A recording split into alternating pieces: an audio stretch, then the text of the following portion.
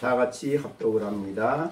이와 같이 우리 많은 사람이 그리스도 안에서 한 몸이 되어 서로 지체가 되었느니라. 아멘. 로마서를 우리가 늘 생각할 때에 항상 1장부터 생각을 하셔야 됩니다. 그러나 우리가 다 기억할 수는 없고 되게 앞부분에서 제일 중요하게 여기는 것은 믿음으로 의롭다함을 얻는 진리죠. 그래서 은혜로 말미암아 믿음으로 의롭다함을 얻는다는 로마서 3장 24절입니다. 그것이 앞부분의 요약이라고 볼 수 있고 우리 신앙의 출발이라고 볼 수 있죠. 그 다음에 중요한 것이 이제 로마서 6장 7장에 나오는 예수님과 연합되어져서 우리가 십자가의 죄에 대하여는 죽고 하나님께 대하여 살아있는 사람이 됐다는 로마서 6장 11절입니다. 그 다음에 이제 이렇게 된 사람이 하나님의 말씀의 요구에 따라 살아갈 수 있도록 하나님은 성령을 주셨다. 이게 로마서 8장 13절. 그래서 영으로 죄의 행실을 죽이는 사람이 순종의 삶을 살아간다. 이게 이제 로마서 8장 13절입니다. 이제 우리가 그리스도인으로서 삶은 뭐냐? 로마서 12장 1절과 2절에서 우리가 말씀한 대로 그리스도인의 삶 자체가 예배다. 그래서 우리가 먹든지 마시든지 가정생활하든지 직장생활하든지 전체 삶을 하나님이 받으시는 신령한 예배다. 예배 정신입니다. 물론 이제 우리가 모여서 예배 드리는 것도 있지만 모여서 예배 드리는 성도들은 삶 전체를 하나님이 예배로 받으신다. 그래서 예배 정신을 가지고 일반적인 삶을 살아가야 되는데 이제 그렇게 신앙생활을 하는 데 있어서 이제 예배 생활하는 데 있어서 구체적으로 지난 시간에 말씀드린 앞부분이 12장 3절부터 마지막 절까지 내용이 뭐냐 하면은 교회 생활이었습니다. 그래서 교회 생활을 하면서 지난번에 우리가 3절부터 5절까지 말씀을 했습니다. 이 신앙 교회 생활은 두 가지로 요약이 되는데 3절에서 말한 대로 모든 게 다 은혜다. 은혜 속에 산다. 은혜 가운데서 은혜가 왕노릇하는 삶이 교회 생활이다. 은혜 없이는 아무것도 안 된다는 거죠. 그게 이제 3절이었고 그 다음에 4절, 5절은 바로 교회에 대한 본질에 대한 설명이에요. 교회가 뭐냐? 그리스도의 몸이다. 이 말을 얘기하는데 4절은 우리의 몸을 설명한 것이고 이와 같이 그러니까 4절에 몸에 많은 지체를 가졌으나 모든 지체가 다 기능을 같은 기능을 가진 것이 아니다라고 하면서 이와 같이를 그러니까 4절을 적용한 것이 5절이죠. 그래서 5절은 우리 많은 사람이 그리스도 안에서 한 몸이 되어 서로 지체가 되었다. 이 말은 이 교회의 본질을 설명하는 아주 중요한 말씀입니다. 그래서 지난 시간에 말씀을 드렸지만 다시 한번 이 부분을 집중적으로 다른 부분에서 또 다른 보충해서 설명을 해야 되겠다. 그래서 오늘 5절을 설교의 제목으로 삼은 것입니다. 자, 여러분이 교회를 여러 가지로 설명을 해요. 성경에서는 교회는 뭐 그리스도 성전이다. 그럴 때는 하나님이 계신 곳이고 예배를 받으시는 곳 할 때 이제 성전이라는 말을 쓰고 또 교회는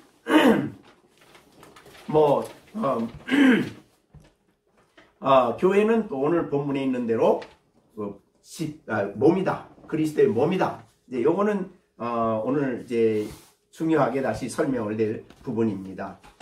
교회는 또 뭡니까? 성도들의 모임이다. 뭐 이렇게도 얘기하고 그래서 여러 가지로 성경에서 교회에 대한 설명이 있지만은 왜 이 바울 사도께서 이 교회를 설명하면서 그리스도 안에서 한 몸이 됐다는 이 말을 했을까? 이런 것입니다. 그것은 초대교회예요. 그러니까 성경이 아직도 완성되지 않고 복음이 충분히 전해지지 않은 그 시대에 가장 먼저 일어난 것이 교회예요. 그러니까 오순절에 성령을 받은 사람들이 막 흩어져서 교회를 복음을 전하니까 교회가 모여서 예배는 드렸는데 그들에게 있어서 교회가 과연 뭐냐라는 이 본질에 대한 이해가 부족했기 때문에 문제가 생겼습니다. 그게 대표적인 게 이제 고린도전서 12장이에요. 그래서 고린도 교회는 서로 한 고린도라는 지역의 교회가 이제 가정교회들이 세워졌죠. 세워지면서 그들이 여러 가지 이유 때문에 서로 나누어졌습니다. 그래서 뭐 아볼로파, 바울파, 베드로파, 그 다음에 예수파 이렇게 나누어졌죠. 그래서 바울은 이 나누어져서는 안 된다는 이야기를 설명하기 위해서 고린도 전서 12장을 가지고 그리스도의 몸이다. 몸이 나누어지면 안 된다. 그러니까 몸이라는 말을 가지고 이제 설명을 한 거예요. 교회를. 이렇게 보면은 이거는 이 나누어짐의 문제는 아마 어느 지역이나 다 있었던 것 같은데 특별히 로마 지역에도 아직도 복음을 충분히 듣지 못한 교회예요. 그런데 거기서도 교회들이 많이 믿는 사람들이 일어나고 가정교회, 지금같이 대형교회가 아니라 가정교회가 일어나면서 서로 하나가 되지 못하는 그런 이제 은사 문제로 서로 나누어져 있는 이런 부분이 로마 교회에도 있었다. 그렇게 볼 수 있습니다. 그래서 바울 사도는 교회는 하나다라는 것을 강조하기 위해서 사용한 것이 한 몸이다.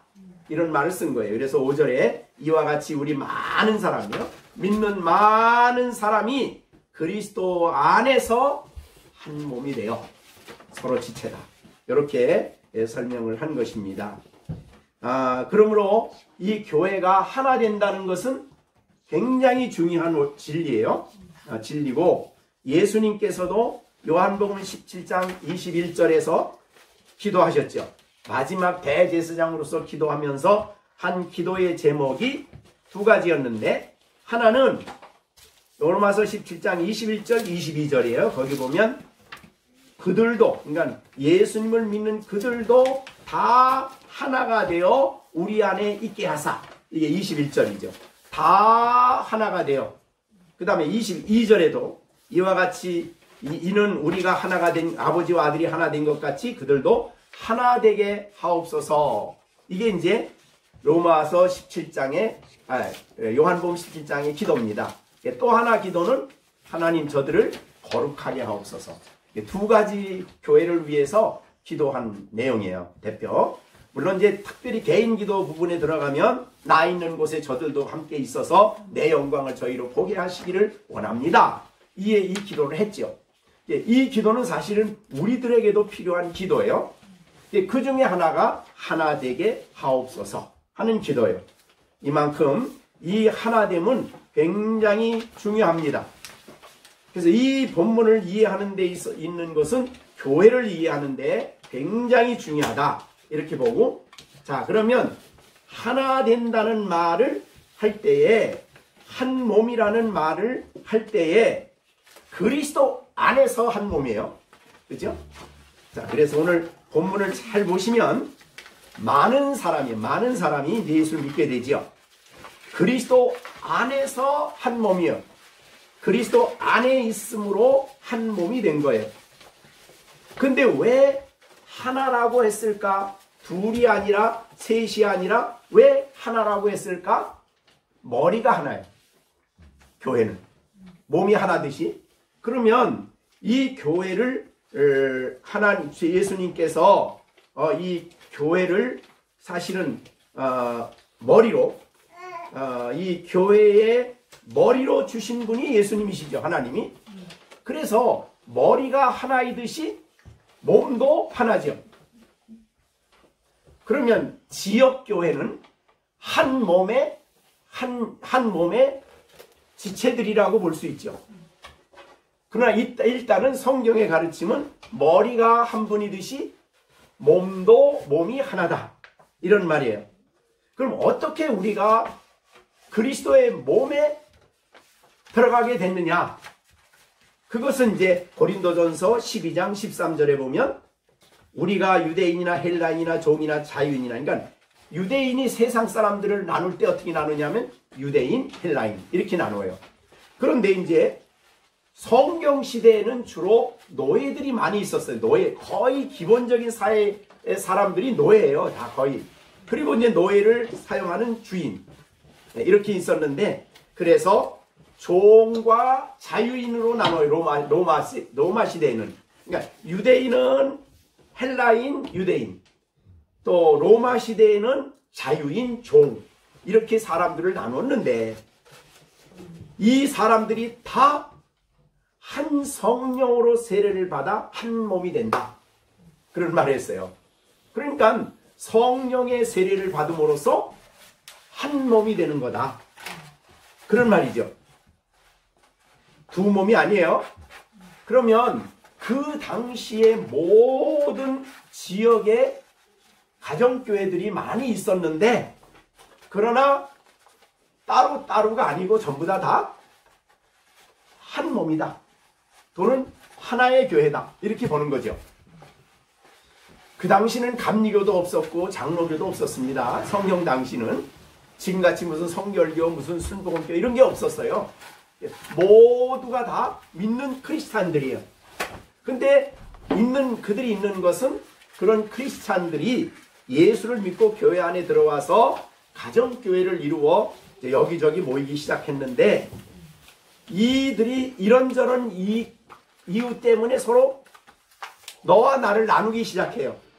그러자 바울 사도가 하는 말은, 교회는 그리스도 안에 있는 게 교회인데, 몸이 하나이듯이 그리스도의 몸인 교회도 하나고, 이것을 하나 되게 하신 것은 성령의 세례.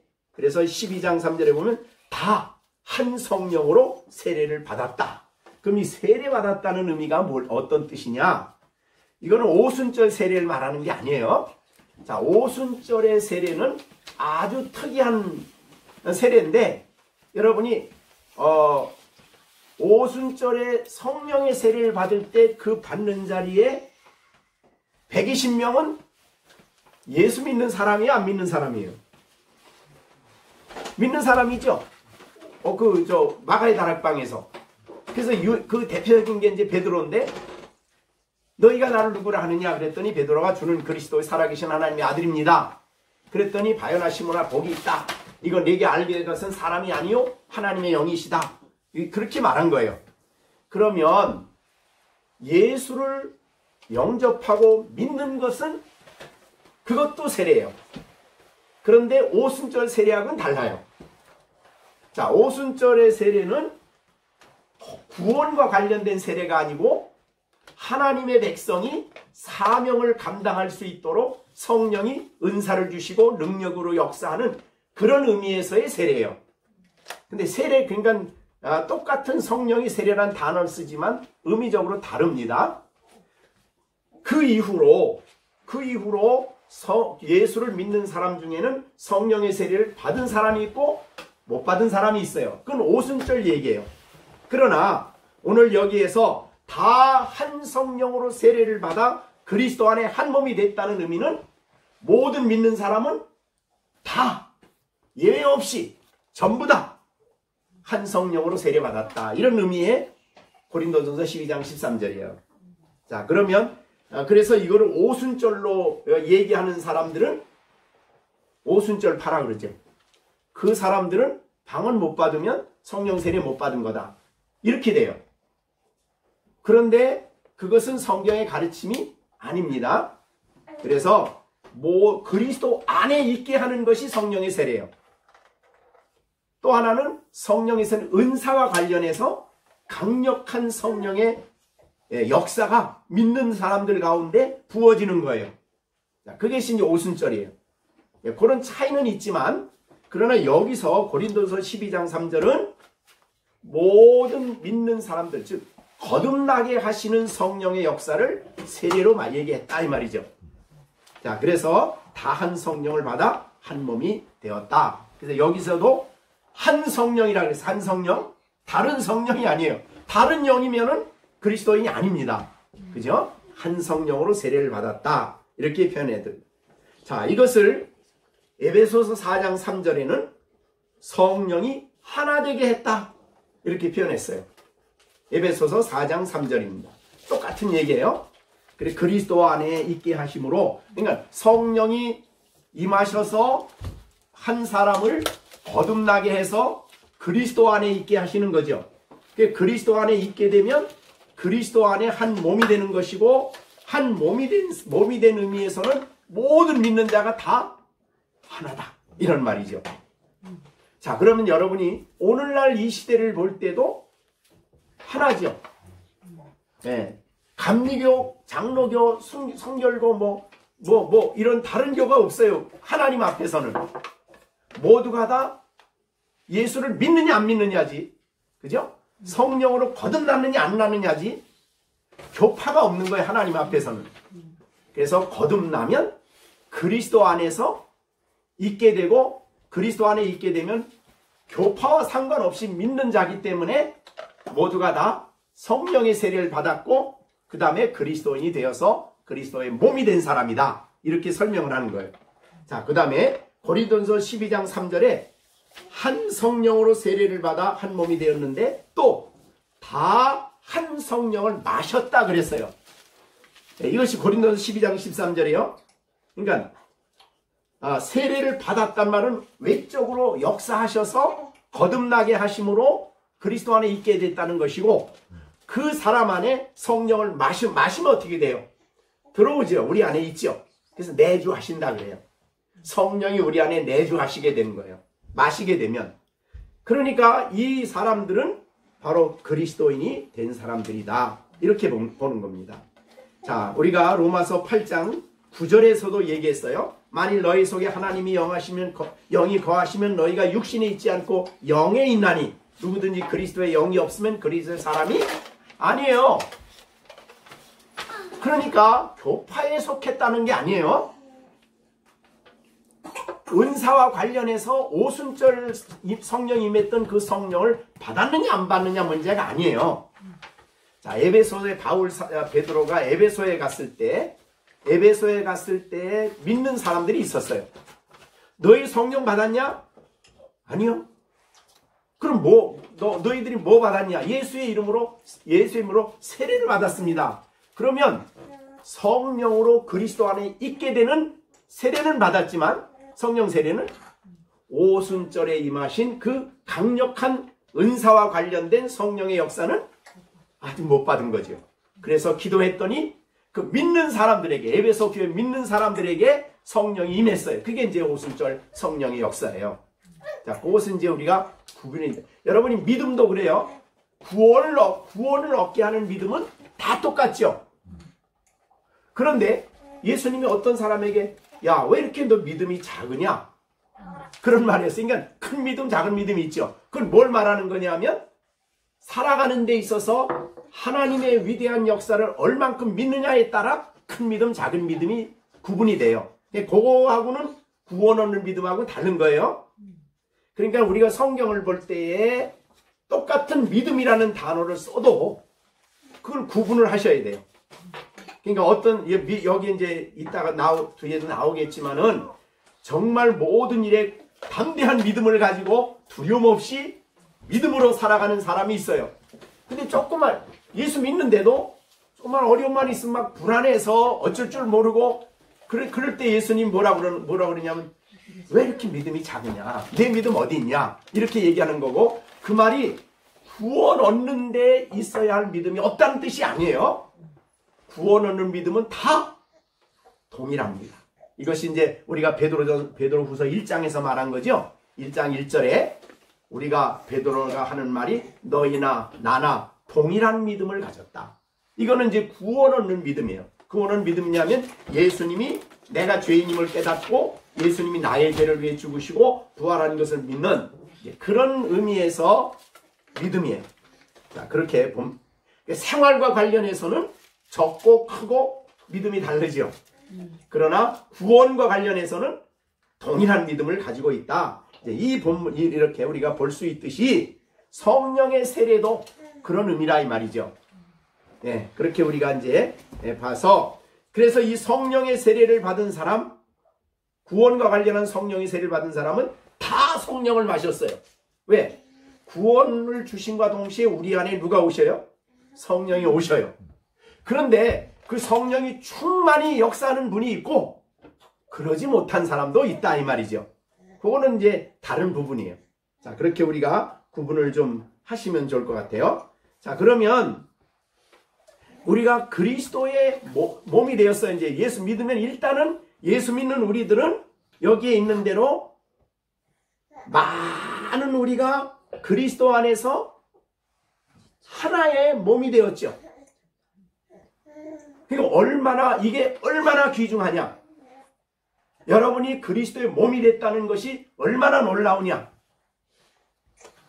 예수님이 머리시고 우리가 몸이에요. 그러니까 하나님 보실 때는 하나의 자녀, 하나의 아들이죠. 그래서 이제 로마서에서 성령을 받은 사람들을 향해서 너희는 하나님의 아들이다. 그렇게 단수를 썼어요.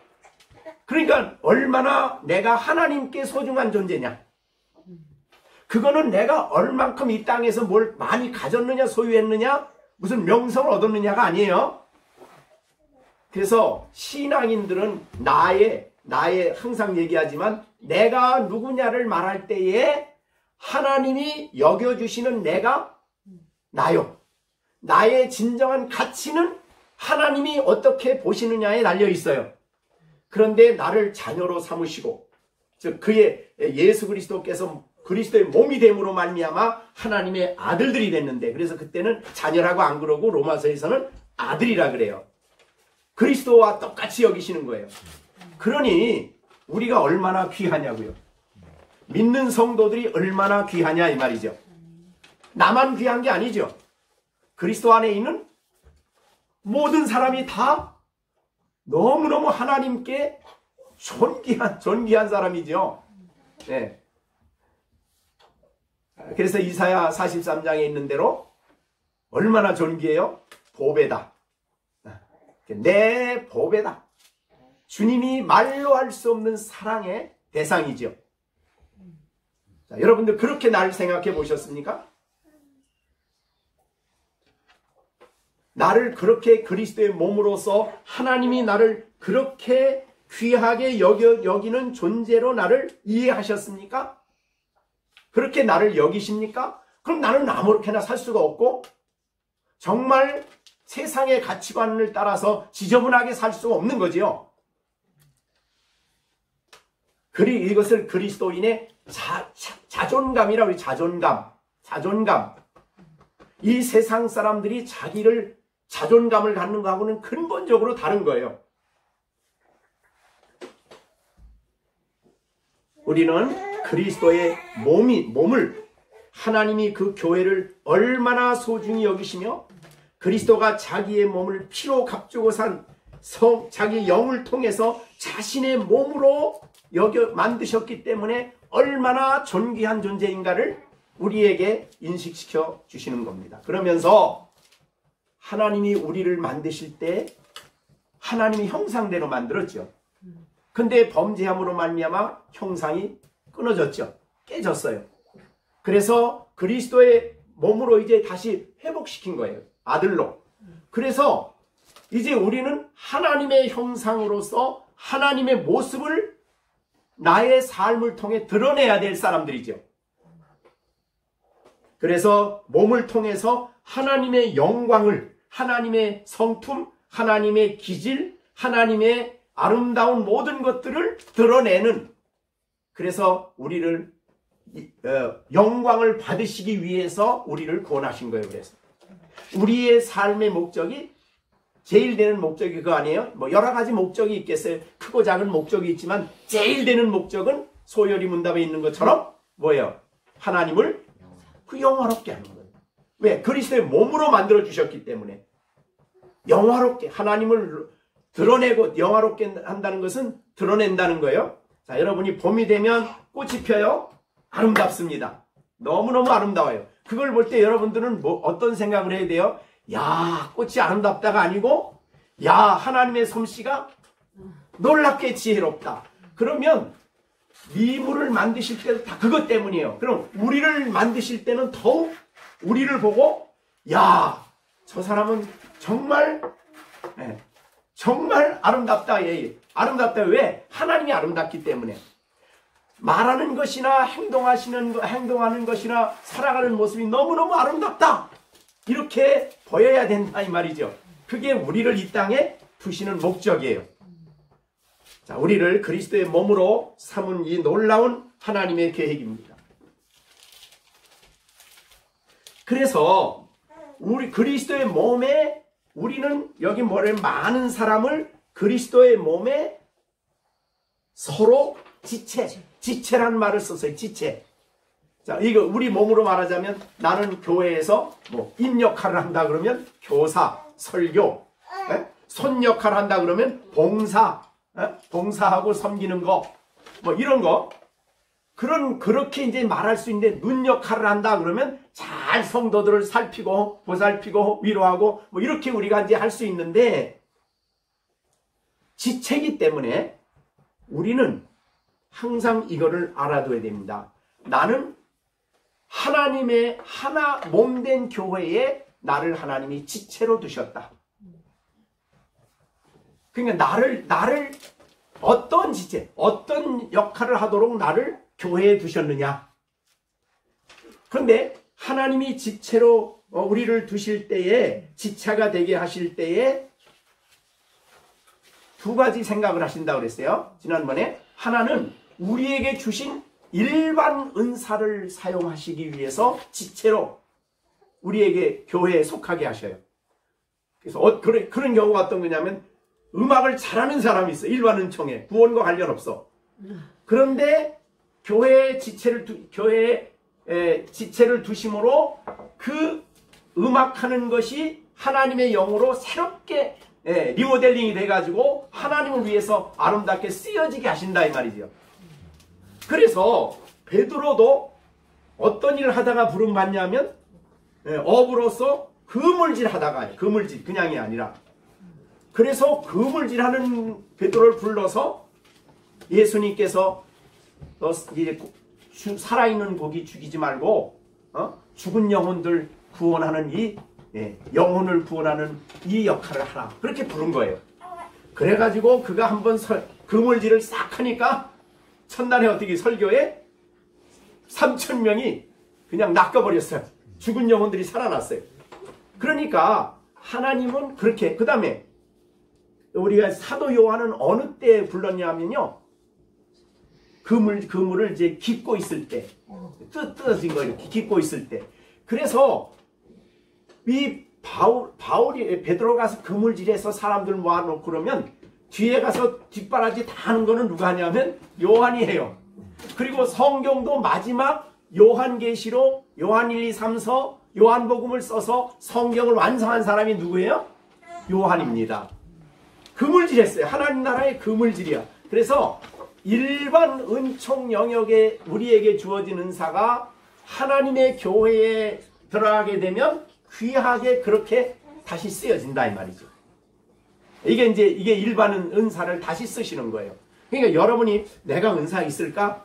그거는 내게 하나님이 주신 뭐 직업이 될 수도 있고 또 그 다음에 좋아하는 것일 수도 있고 이런 것들을 어떻게 하나님 나라를 위해서 쓰느냐 이렇게 생각을 하시면 되는 거예요. 또 하나는 먼저 직분을 먼저 주셔요. 교회의 집사, 그 다음에 우리 이 교회 그 다음에 주어 나눠주는 거 어떻든 간에 뭐를 하나 맡기면 그 맡기는 거를 감당할 수 있도록 하나님이 영적 은사를 주시는 거예요. 그래서 이거는 기도를 통해서 그 영적 은사를 받습니다. 하나님께서 이 은사는 하나님께 간구함으로 은사를 받아요. 이게 이제 특별 은사와 관련되어 있어요. 그러니까 여러분들이 어떤 일을 맡았거나 뭘 하려고 할 때에 하나님께 은사를 구하는 일은 매우 중요해요. 예를 들면 사랑의 은사를 구하고 하나님 이 일을 잘 감당할 수 있도록 내 마음속에 필요한 여러 가지 이제 앞으로 나오는 여러 가지 많은 지혜의 은사, 지식의 은사 뭐 이런 것들 내가 가르쳐야 되겠다 그러면 그런 은사를 구하는 거예요.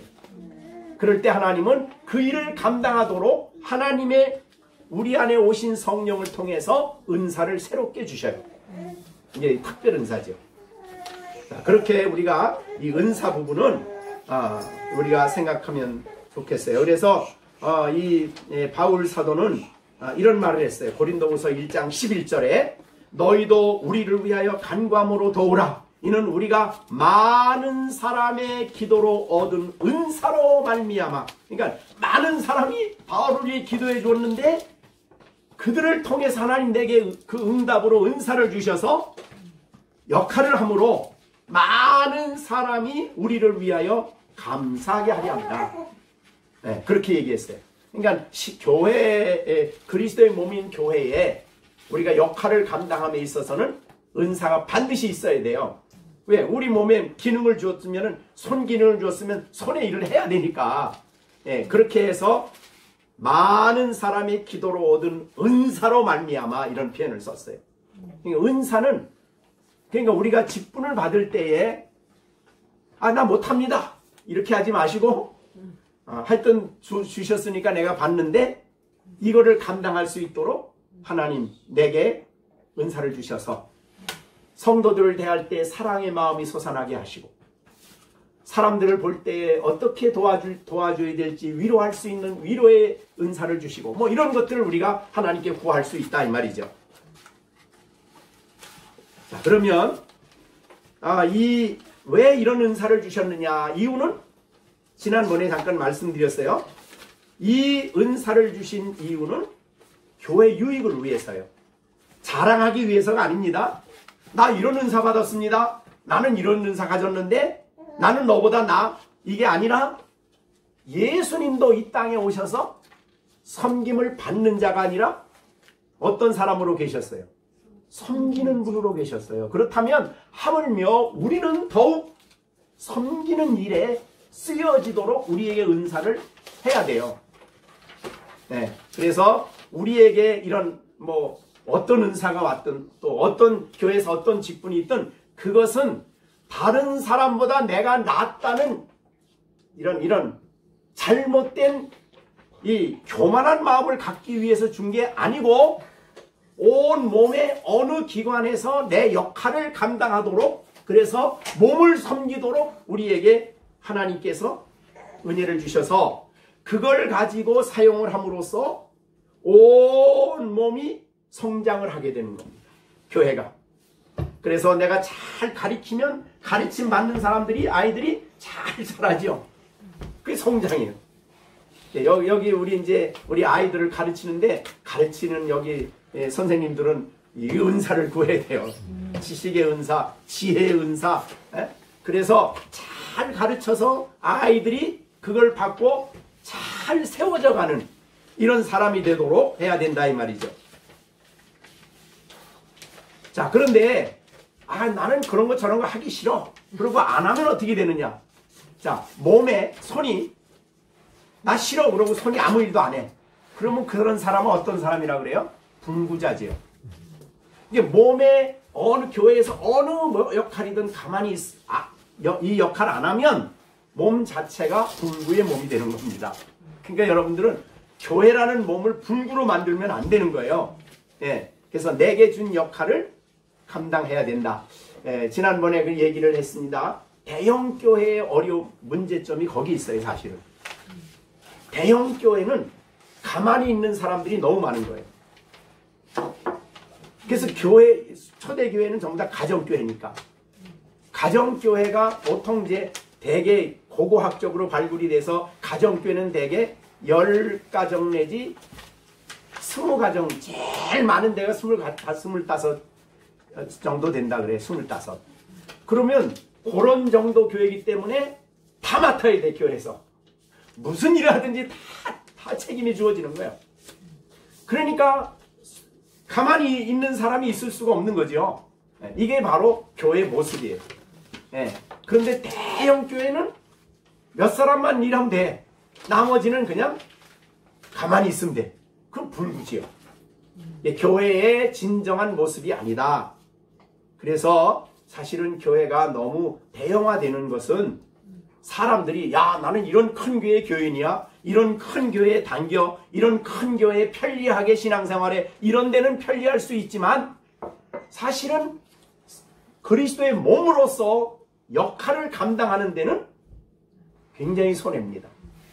우리가 또 성장을 해야, 자라야 그 사람이 그리스도인으로서 하나님의 영광을 드러내고 아름답게 신앙생활을 할 수 있는데, 가만히 있으니까 예배 드리는 거 외에는 별로, 그리고 예배도 잠깐 드리고 오는 거 외에는 별로 신앙생활이 없고, 일주일 내내 신앙생활 하나님과 교제가 없이 막 확인도 안 되다가 주일날 와서 겨우 예배 한번 드리고, 이렇게 되니까 이제 우리가 요새 난 이제 밖에 나오면 항상 기독교 극동 방송을 듣잖아요. 여기 나와서 이제 기도하는 사람 보면, 기도해달라는 사람 보면 어머니들이 이제 기도할 때마다 늘 하는 부탁이 거의 그런 것들이에요. 우리 아이가 어려서는 교회 잘 다녔는데요, 결혼하고 난 다음에는 다 교회 안 나가고요, 이게 다시 돌아올 수 있게 해주세요. 이런 기도예요. 그게 왜냐? 교회에서 그렇게 애를 키웠어요. 그러니까 학교고 뭐고 이렇게 중학교 이렇게 다닐 때 그때도 다 신앙생활이 돼야 되는데 그저 교회 나가는 거 외에는 신앙생활이 없었던 거예요. 나이가 지금 결혼해서 아이들도 갖고 있는데 옛날의 신앙을 다시 좀 돌아올 수 있게 해달라고 열심히 기도를 하면, 기도 부탁하는 걸 많이 들어요. 근데 학교 다닐 때는 아주 열심히 했대. 아주 열심히 했대. 근데 지금은, 근데 정말 하나님을 만난 사람들이 된다면 하나님을 떠날 수가 없지요. 그게 대형교회의 약점이에요. 그래서 대형교회 청년부 회장까지 해도, 우리 제가 있을 때 지금 청년회장 했던 사람도 지금 거의 교회 안 나가는 사람이 거의 많아. 오히려 더 엔티하게 돼. 왜? 교회도 이것저것 아니까. 겉으로만 아는 거죠. 교회가 뭔지도 모르고. 그래서 정말 중요한 것은 교회 몸 안에 우리 시완이를 저렇게 나눠왔는데 전체가 다 자라잖아요. 조금만 자라는 거 아니잖아요. 몸 전체가 자라잖아요. 그러니까 교회가 그리스도의 몸이 되면 전 교인이 자라야 되는 겁니다. 자라는 방법은 교회에서 자람에 따라 적절한 곳에 자기의 역할을, 자기의 은사를 활용하고 역할을 해야 되는 거예요. 자, 그래서 우리가 교회 그리스도의 몸이라고 말할 때 에베소서 4장 15절 16절 한번 같이 보겠습니다. 거기는 에베소서 4장 15, 16절. 자, 오직 사랑 안에서 참된 것을 하여 범사에 그리스도에게까지 자라라. 그는 머리니 곧 그리스도라. 16절. 그에게서 온 몸이 각마디를 통하여 도움을 받음으로 연결하고 결합하여 각 지체의 분량대로 역사하여 그 몸을 자라게 하며 사랑 안에서 스스로 세우느니라. 이게 간단한 16절 말씀이지만은 교회 생활 전체를 설명해 놓는 말이에요. 자, 보세요. 온 몸이요, 각마디를 통해서 도움을 받아야 돼요. 그러니까 서로 도움을 주고받아야 돼요. 그러니까 나는 저 사람은 나를 돕고 나는 저 사람을 도와야 된다 이 말이죠. 그렇게 도움을 주고받는데 그 도움은 어디서 오느냐? 16절에 그에게서 와요. 그는 뭐예요? 머리지요. 교회 머리신 그리스도. 그러니까 교회 머리 대신 그리스도가 여러분을 도우려면 개인적으로 경건의 시간을 통해서 또 예배 시간에 은혜를 받음으로 도움을 받을 수 있어요. 근데 여기의 내용은 뭐냐면 마디를 통해서요. 그러면 예수님이 나를 도우실 때 다른 사람을 통해서 나를 돕는다는 거죠. 지체가. 다른 사람이 그 역할을 감당함으로 그 사람을 통해 나를 도와요. 아시겠죠? 그래서 예수님의 도움이 올 때에 공중에서 갑자기 오실 수도 있죠. 이건 경건의 시간이요. 그러나 여기서 내용은 이제 같이 예를 들자면 은혜를 나누는 시간, 또 서로 사랑을 실천하고 또 이것저것을 하면서 같이 은혜를 서로 주고받고 돕고 기도해주고 이러는 가운데 주님이 마디를 통해서 온몸이 마디를 통해서 도움을 받음으로 연결되고 결합된다. 우리가 서로 연결이 된다는 거예요. 그러니까 대형교회가 예배만 드리고 와서 나는 교회 등록을 해놓고 예배만 드리고 와서 이런 주고받는 삶을 통해서 연결이 되고 결합이 되고 도움을 주고받는 일이 없으면 사실은 잘할 수가 없어요. 영적으로 성장이 안 되는 거예요.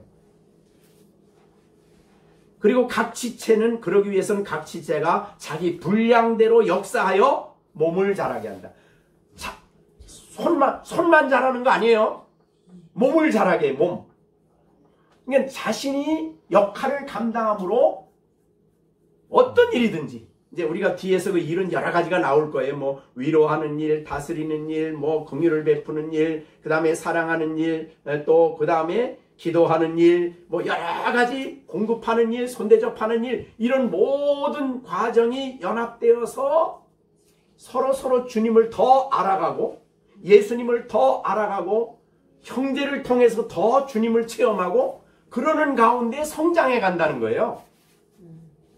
그러니까 몸을 자라게 한다. 굉장히 중요한 말이죠. 지체 한 사람을 자라게 하는 게 아니라 몸을 성장시킨다는 거예요. 자, 그래서 여러분이 교회를 보면은 대개 교회를 보면 몸이 성장하기 때문에 대충 교회 보면은 그 교회가 여러분이 다는 아니지만 대개 감리교 갔을 때 그 분위기하고 장로교 갔을 때 분위기하고 성결교회 갔을 때 분위기하고 많이 달라요. 왜? 몸을 자라게 하니까. 그러니까 그런 이제 형태지요. 네, 그래서 이 교회 그리스도의 몸 안에 여러분을 지체로 두시고 지체가 내 역할을 함으로써 나도 자라고 다른 몸도 키우는 거예요. 그죠? 입이 너무나 힘들다고 먹는 거 중단했어. 그러면 몸이 어떻게 돼? 금방 역할을 못하지요. 그러니까 눈이 감고 있으면 온 몸이 움직이지 못하듯이 모든 기관들은 내가 함으로 온 몸을 살리는 거예요. 나도 사는 거예요. 그래서 손은 나를 위해 일하는 사람이 아니라 사실은 몸을 위해서 일하는 사람이에요. 손은. 그죠? 그러니까 내가 어떤 부분이든지 그래서 주어진 역할을 잘 감당함으로써 몸을 살리는 거예요. 그게 나를 살리는 길이에요. 나 혼자 살겠다. 안 돼요. 그래서 여러분들이 사도신경을 고백할 때 거룩한 공예를 믿어요. 공예를 믿지요. 그것은 바로 공교회예요. 성도가 교제하는 것과 성도들이 교제하는 것과 거룩한 교회를 우리가 고백을 하고 믿어요. 그러니까 그 교제라는 게 그래서 굉장히 중요한 거예요. 교제라고 해서 이 세상에서 말하듯이 무슨 뭐 교회 안에서도 뭐 골프 클럽 뭐 있고 그다음에 뭐 무슨 클럽 해가지고 자기들끼리 가서 취미 활동하는데 교인들이 가서 그런 게 아니에요. 그거는 사람의 욕심이 중심이 되기 때문에 그건 언제나 문제가 생겨요. 영적인 의미에서 교제가 일어나야 돼.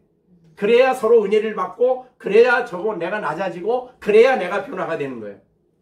자, 그러면 이런 교회의 역할을 잘 감당하기 위해서 중요한 것은 몸은 철저하게 머리에 의하여 움직여져야 됩니다. 손은 하나 없어도 살지만 목이 잘라졌다. 그건 못 사는 거예요. 그러니까 왜냐? 머리에서부터 모든 저는 잘 사람의 그 기능을 잘 모르겠는데 자, 머리에서 몸에 내려가는 게 우선은 제일 잘 알게 된 건 신경이죠. 신경조직. 그죠? 신경조직 하나 끊어지면 밑에는 아무것도 못해. 그러니까 신경조직이 뭐예요? 머리의 명령을 전달하는 거죠. 그리고 다른 건 모르겠어요. 뭐가 내려가는지는 모르겠는데 어떻든 간에 머리의 명령이 머리로부터 모든 게 몸으로 내려가야 몸이 활동을 하고 몸이 움직이고 몸이 역할을 하는 거예요. 그러니까 교회의 머리는 누구라고요? 그리스도예요. 그러니까 그리스도로부터 모든 명령이 내려가서 이루어져야 되는 것이 교회예요. 우리들이 모여서 우리가 즐기고 무슨 취미 모임을 갖고 뭘 하고 이거 아니라 머리로부터 명령이 내려가는 것이 움직여지는 교회가 돼야 된다는 거예요. 자, 그러기 위해서는 머리의 명령이 전달되기 위해서는 이 몸, 즉 교회는 제일 중요한 게 뭐냐면은 명령을 듣는 일이죠. 신경 명령이 내려가야지요. 그럼 신경 명령이 내려가는 거를 예수님의 명령이 우리에게 전달이 돼야 되는 거예요. 이것이 교회의 특징이에요. 그러니까 예수님이 머리고 우리가 교회라는 것은 바로 머리 되시는 그리스도의 세미한 지시와 명령을 교회가 알아듣고 그거를 기꺼이 순종하는 거죠. 그게 교회입니다. 그래서 사도행전 13장의 안디옥 교회에 보면 그 사람들이 기도하다가 주님의 지시를 받아요.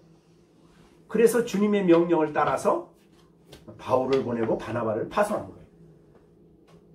그러니까 우리가 이 신앙인들에게 있어서 가장 중요한 것이 머리의 명령을 듣는 일이에요. 자, 그러면 우리가 머리의 명령을 듣는 방법은 첫째가 뭐냐면 설교고, 그죠? 두 번째가 뭐냐면 경건의 시간이고, 세 번째가 뭐냐면 아까 말한 대로 성도의 교제 속에서, 왜냐하면 내 안에 계신 성령이 다른 사람 안에도 있거든요. 그래서 그 사람이 성령의 감동을 받으면 내가 미처 못 아는 부분을 얘기할 수 있죠. 그게 교제예요. 그래서 은혜로운 교제가 그런 교제예요. 네. 자, 그래서 이런 교제가 잘 되므로 주의 명령에 순종하되 그 교제의 핵심은 성경 말씀 그리고 기도입니다. 그죠? 네. 그래서 그걸 통해서 교회가 주님의 명령을 잘 들을 줄 알고 주님의 명령을 순종하는 교회가 되어야 합니다. 이건 개인도 마찬가지예요. 네, 그래서 예수님의 명령을 네, 머리의 명령을 받고 손이 움직이고 네, 이렇게 발이 움직이고 눈이 움직이고 다 그렇게 되는 거죠.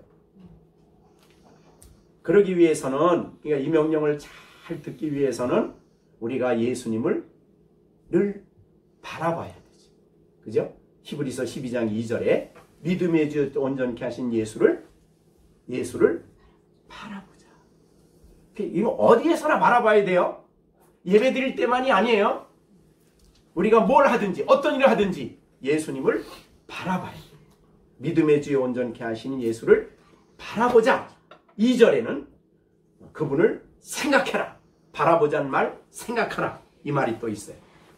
그 다음에 히브리서 3장 1절에는 믿음의 주여 또 우리 믿는 도리의 사도시며 대제사장이신 예수님을 깊이 생각해라. 이렇게 됐어요. 자, 여러분 무슨 일을 하든지 먼저 예수님을 생각하셔야 됩니다. 그래서 우리 쉽게 말하면 예수님은 어떻게 하셨을까? 예수님은 이런 경우에 어떤 결정을 내리셨을까? 예수님은 이런 상황 속에서 어떤 태도를 가지셨을까? 이런 것들을 생각하라 이 말이죠. 그 다음에 두 번째는 머리 대신 예수님을 모시는 교회는 머리로부터 모든 것을 공급받는 거예요. 자, 우리가 신경을 통해서 명령을 받는다는 말도 있지만 예수님으로부터 모든 생수를 혹은 모든 진리를 공급받아야 돼요. 예수님은 우리의 생수의 공급원이죠. 그래서 예수님께서 요한복음 7장 37절 누구든지 목마르거든 내게로 와서 마셔라 이런 말씀을 했고, 그죠? 요한복음 1장 16절 우리가 다 그의 충만한 데서 받으니 은혜 위에 은혜로라. 그래서 충만한 데서 받는 거예요. 자, 그러니까 우리는 모든 것을 그리스도를 통해 받아야 됩니다. 예. 놀라운 거는 에베소서 1장 22절, 23절이에요. 만물을 그 발 아래 복종하게 하시고 예수님을 만물 위의 교회의 머리로 주셨다. 교회 머리로 삼으셨어요. 23절. 교회는 그의 몸이니 만물 안에서 만물을 충만케 하시는 이의 충만이라. 그러니까 이 만물을 충만케 하시는 부요하신 예수님이에요. 근데 그 충만을 우리가 받는다는 거예요. 그러니까 우리를 충만케 한다는 거예요. 진리로 충만케 하고, 은혜로 충만케 하고, 기쁨으로 충만케 하고, 감사로 충만케 하고, 사랑으로 어떻든 모든 은혜는 그리스도를 통해 우리를 충만케 하시는 거예요. 그러니까 우리가 살아가는 데 있어서 예수님 안에서 모든 걸 공급받아야 된다 이 말이죠. 이거는 기독교의 신비입니다. 그죠? 네. 그래서 우리가 그의 충만한 데서 어느 정도 충만이냐? 네. 골로새서 2장 9절 10절에 보면 신성의 모든 충만이 육체로 거하시고 너희도 그 안에서 충만해졌다. 그러니까 예수 안에서 우리가 이 놀라운 충만을 갖는다는 거예요. 그러니까 성도들의 부요함은 세상이 알 수가 없는 것이고 우리가 누려야 될, 근데 이걸 못 누리고 있는 거예요. 네? 성도들이 그저 교회 나갔다 와서 잠시 목사님이 뭐 좀 잠시 감동적인 예배하면은 그 감동적인 얘기하면 잠깐 뭐 은혜 받았다고 그러고, 그게 아니라 이 말이죠. 예수님 자신으로부터, 머리로부터 우리가 충만함을 받는 삶을 살아야 된다는 거죠.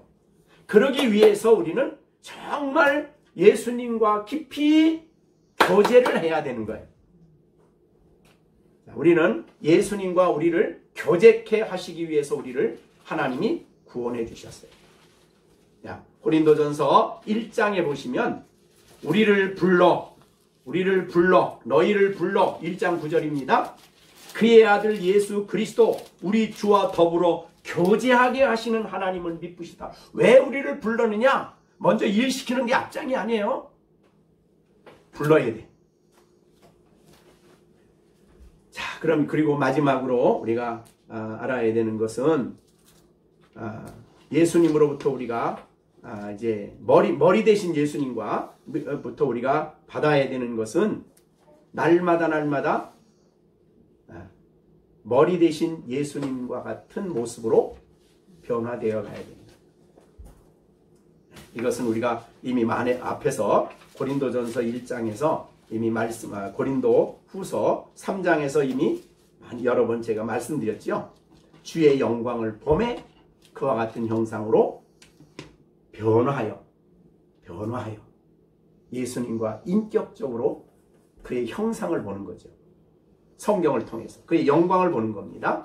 네, 그의 영광을 보는 거예요. 그러니까 우리가 지난번에도 저 겨울 성령학교도 얘기했지만요, 반드시 여러분이 성경을 보면 조용한 시간을 가지셔야 됩니다.